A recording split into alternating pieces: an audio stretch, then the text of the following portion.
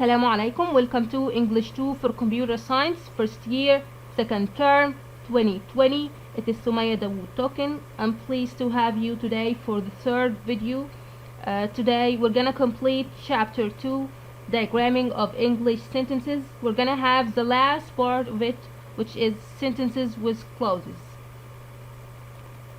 When we say sentences with clauses, we mean two types of sentences, which are the compound sentence and the complex sentence.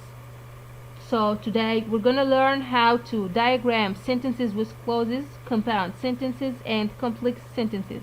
And the complex sentences with its kinds, which are adjective clause, adverb clause, and noun clause. Of course, we knew how to differentiate between adjective clause, adverb clause, and noun clause in the last sessions. So today we're gonna have how to diagram it.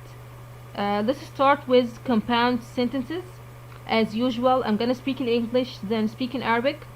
The first example is John hit the ball well, but he ran to the wrong pace. الجملة compound عندي لأن two independent clauses وفي رابط بينهم كوما وبut. طيب أنا هعمل الdiagramming ازاي؟ الdiagramming هعملهم على انهم two sentences في الdiagramming. بمعنى المين clause عندي هيبقى ليها baseline، والclause التانية هيبقى ليها baseline تاني، والرابط ما بينهم هيبقى في النص. هنشوف دلوقتي ازاي هنعملها بالdiagramming زي ما احنا متعودين خالص بسهولة. هنعمل الbaseline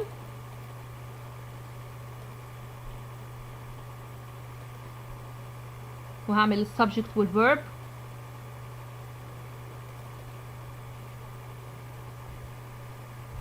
والobject. الclause التانية baseline and subject and verb، وبعدين احط الكلام بتاعي.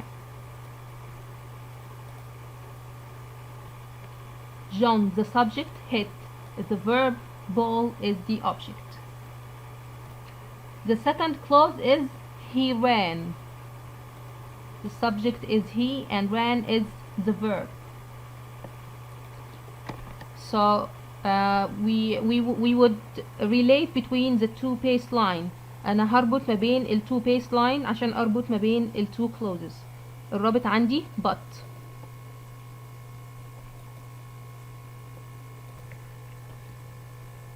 الخطوط بتاعة الرابط بتبقى بتبقى الخط الأول هنا ده متقطع، بعدين خط عادي، بعدين خط متقطع، ونكتب and على الخط الكامل. لسه عندي preposition، object of preposition، وعندي wrong اللي هي modifying the pace. الdiagramming بتاعها سهل جدا واحنا اخدناه قبل كده. الخط المايل بتاع البروبوزيشن، والخط بتاع object of preposition، وعندي article، وعندي modifier.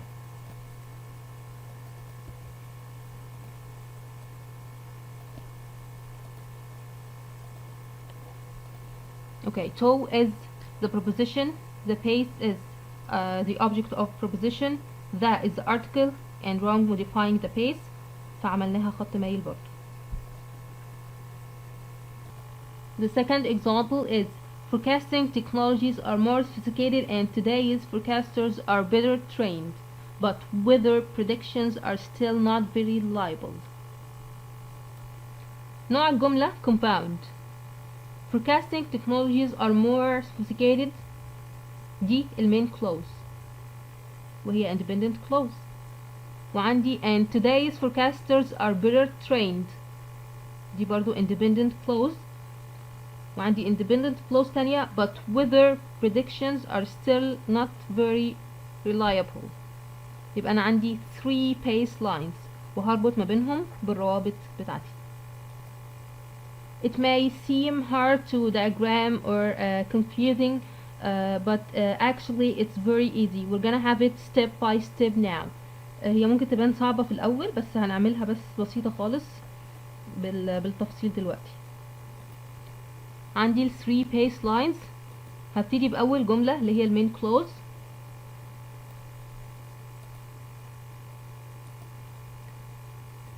Technologies is the subject, are the verb sophisticated. Complete the sentence.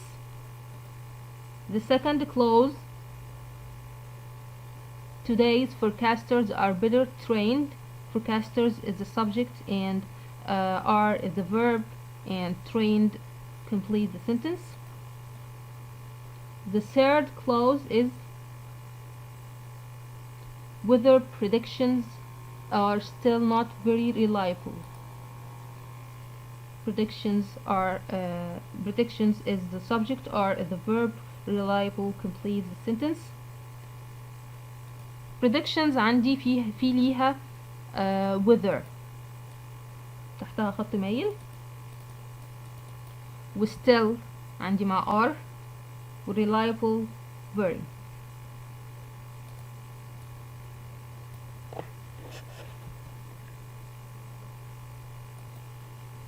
كده خلصنا diagramming ال clauses. طب انا عايز اربط بينهم بالروابط and و but. and اخدناها قبل كده،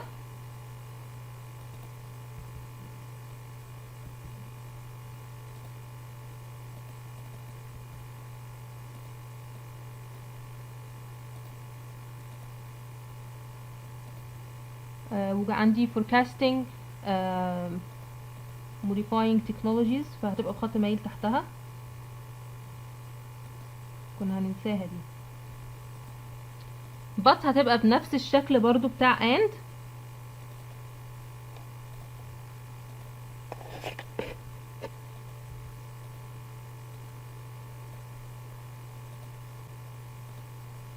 وكده تبقى الجملة كملت نهائي. The second type is complex sentences. Adjective clause introduced by an adverb.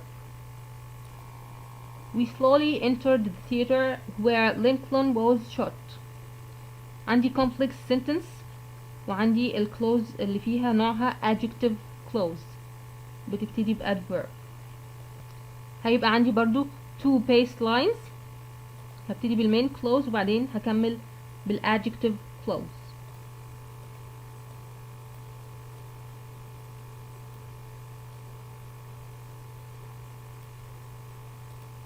We, the subject, entered the verb. Theater is the object.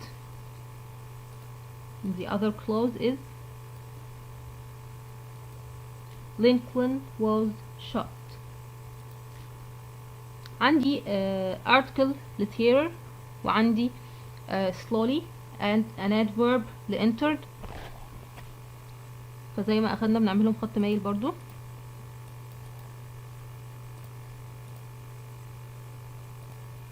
يبقى كده slowly and the في مكانهم الصحيح. هربط بقى where between the two clauses، دي يبقى خط متقطع مايل وعليه الادفيرب.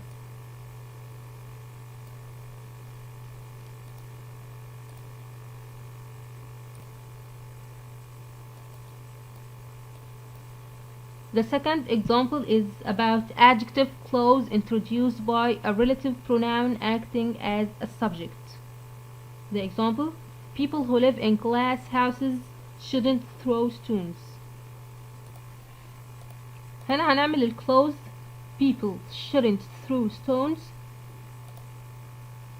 و who live in glass houses على baseline تانية.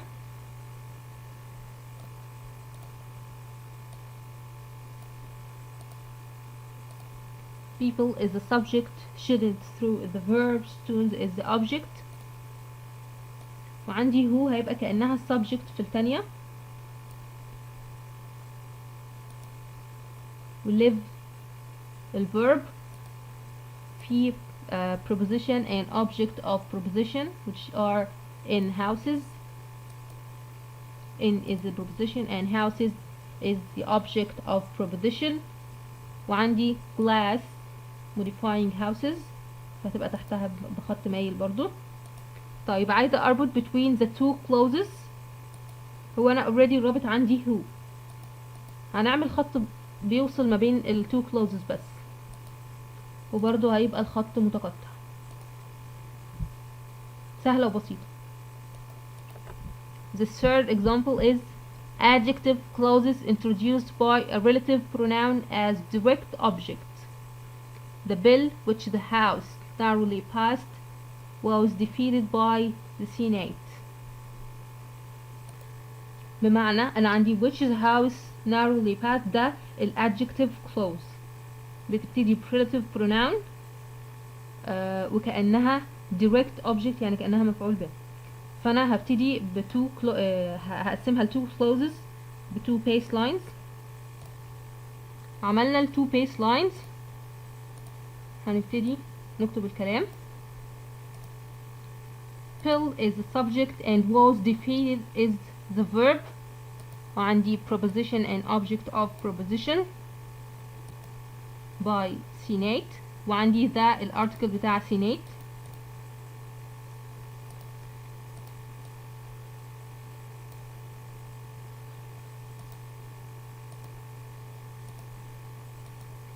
The second clause is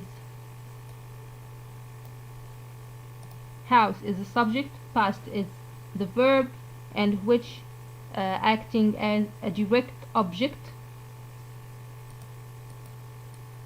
وعندي house ليها article the، و past ليها adverb اللي هو narrowly تحتها. طيب أربط between the two clauses بإيه؟ which اللي هي relative pronoun أصلا، بس الخط هيبقى متقطع ومايل. وكده ال diagramming خلص.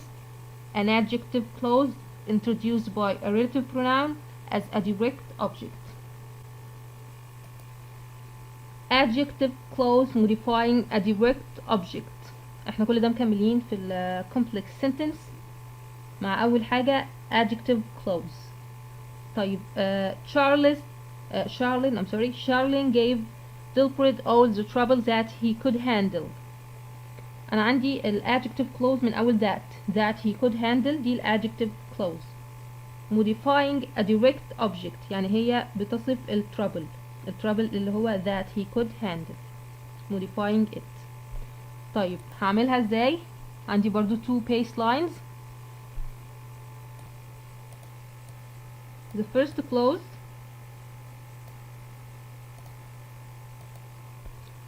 Charlene gave trouble.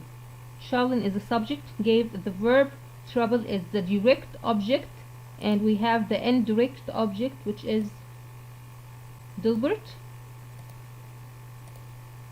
We have also articles. So Charlene gave Dilbert all the trouble. The second clause which begins with that, and that is a direct object, so that will be in here as a direct object.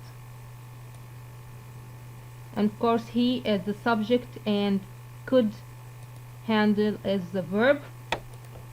يبقى أنا عندي الرابط that بيربط ما بين الاتنين as a direct object، وفي نفس الوقت هو عائد على المفعول به كأنه مفعول به. بربط بينهم ازاي؟ خط متقطع وصل ل that بس. Adjective clause modifying the object of a preposition. Ali gave £1,000,000 to the nurse who saved his life. To is the preposition and nurse is the object of preposition. عندي تاني who saved his life. Who saved his life, this is the adjective clause.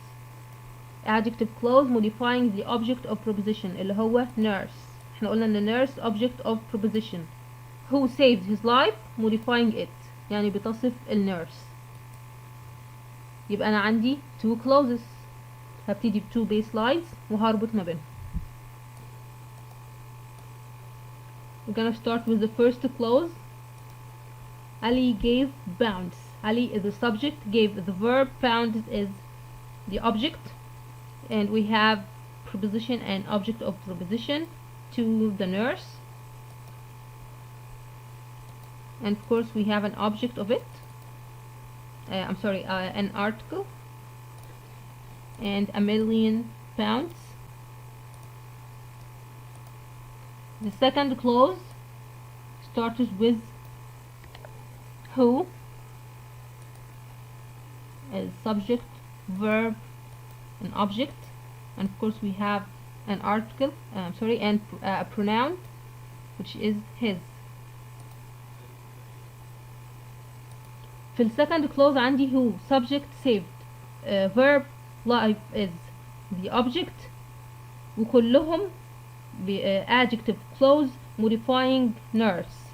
طب يبقى انا هوصل ما بين nurse وهو لان هما اللي بيربطوا التو clauses بخط مايل متقطع. خلصت. The last thing we're gonna have in adjective clause is an adjective clause modifying the sentence subject. The car that Georgina bought was more expensive than mine. عندي آخر نوع من ال adjective clause اللي هو adjective clause modifying the sentence subject. ال adjective clause عندي في المثال that Georgina bought، هو ده ال adjective clause modifying the subject اللي هو car. يعني that Georgina bought كلها بتصف الكار، السيارة التي اشترتها جورجينا. هعمل برضو two clauses with two baselines. The first clause car bought expensive. I'm sorry, was bought. وعندي article the،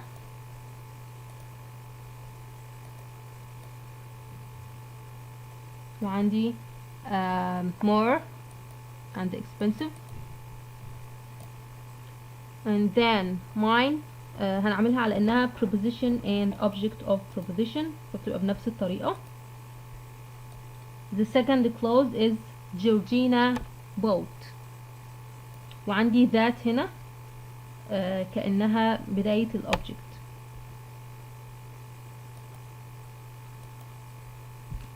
يبقى الرابط عندي that وجورجينا bought. Georgina is the subject and bought is the verb، وذات دي عايدة على car اللي هو subject، فأنا هربط ما بين that و car، ويبقى كده أنا ربطت ما بين the two clauses. وكده diagramming of adjective clause خلص. نيجي بقى للadverb clause.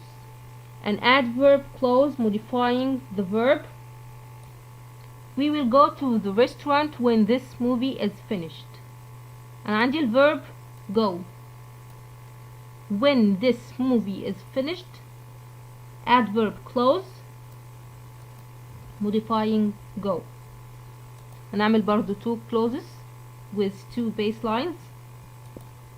The first clause is we will go. We is the subject and will go is a verb, which is a verb phrase. Okay, and to restaurant is preposition and object of preposition, and that is the article of restaurant. So to restaurant and the under it.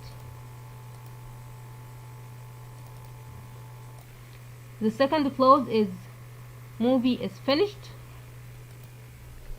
Movie is the subject, has finished or is finished is the verb, and we have this.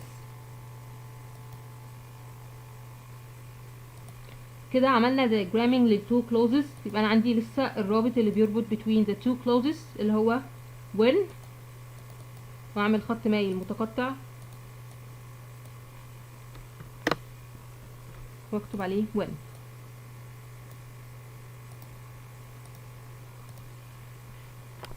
And here we finished adverb clause modifying the verb. اللي بعد كده عندي noun clause acting as subject. احنا خدنا الcompound clause والcomplex الcompound sentence والcomplex sentence. الcomplex sentence خدنا منها الadjective clause والadverb clause، وعندي الnoun clause هناخدها دلوقتي. The example is what Ramon knew about cooking could fill a whole library. أنا عندي الnoun clause what Ramon knew about cooking اللي هي كأنها subject could fill a whole library. يعني كل noun clause دي acting as a subject, could fill is the verb phrase, and a whole library is the object. هنعمل لها diagramming. The first clause is Raman knew what هنا عايدة على اللي هو اتعلمه أو اللي هو عرفه. يبقى Raman is the subject, knew is the verb, and what acting as the word الكلمة لوحدها what كأنها object. طب knew about cooking, about is the subject, is the preposition, and cooking is object of preposition. The second clause what Raymond knew كلها على بعضها دي هتبقى subject للمين clause عندي اللي هي could fill a whole library.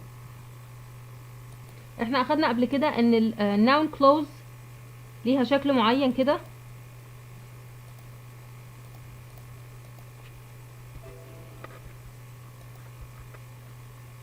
يبقى انا كده اخليت noun clause كلها اللي هي Raymond knew about cooking كلها في الخانة بتاعت subject بتاعت main clause عندي اللي هي could fill a whole library.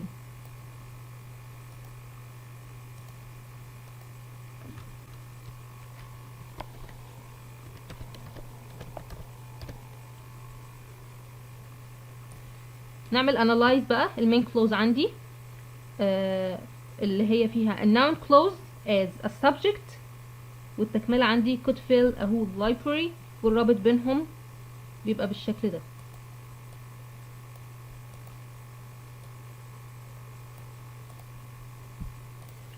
This is for today. We talk how to diagram clauses which are the adjective clause and noun clause and adverb clause of the complex sentences, and we got how to diagram the compound sentences. So we finished today chapter 2. If you have any questions, just let me know. Don't hesitate to let me know and inform me. Thank you for listening, and see you next time, inshallah.